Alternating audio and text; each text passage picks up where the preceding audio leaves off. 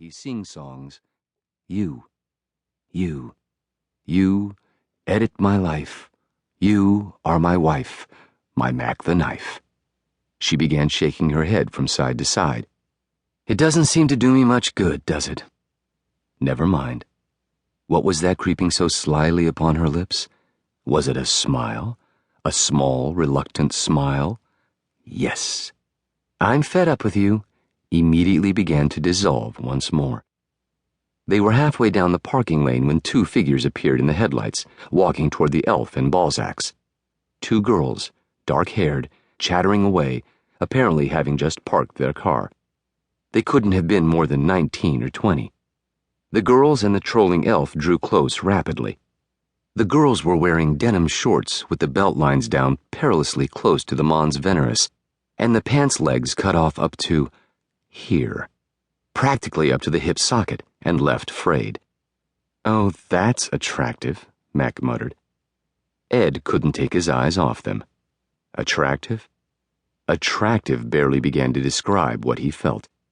Such nice, tender, long legs the two girls had. Such short little short shorts. So short they could shed them just like that. As Mac trolled past them, one of the dirty girls pointed at the green elf, and both started laughing. Laughing, eh? Apparently they had no appreciation of how upscale green was, or how hip the elf was, or how cool. Even less could they conceive of the elf, fully loaded as it was, with green accessories and various esoteric environmental meters, plus Protex Deer radar. They couldn't conceive of this little elf of a car costing $135,000. But really, Ed, being this late, making them all wait, it's really so bad. It's not nice, and it's not right.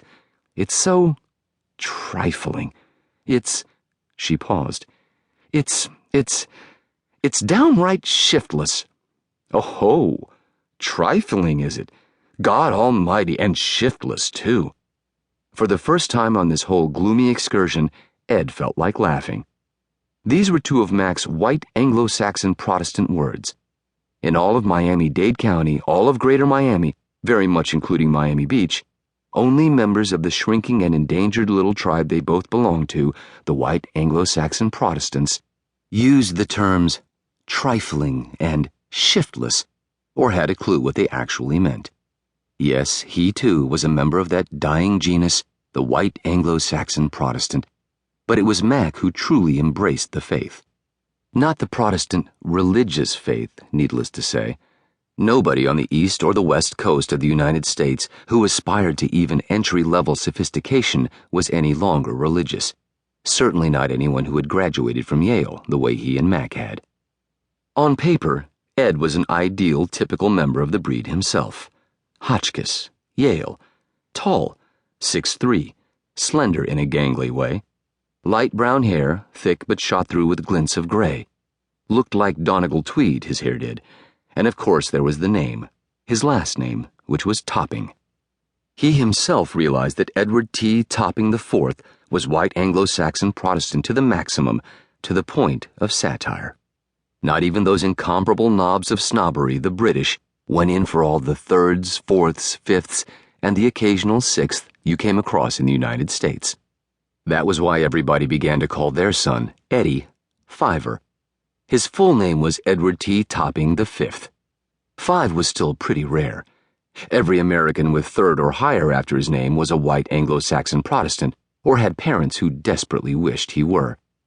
But Jesus Christ, what was some white Anglo-Saxon Protestant, some last lost soul of a dying genus, doing editing the Miami Herald with a name like Edward T. Topping IV?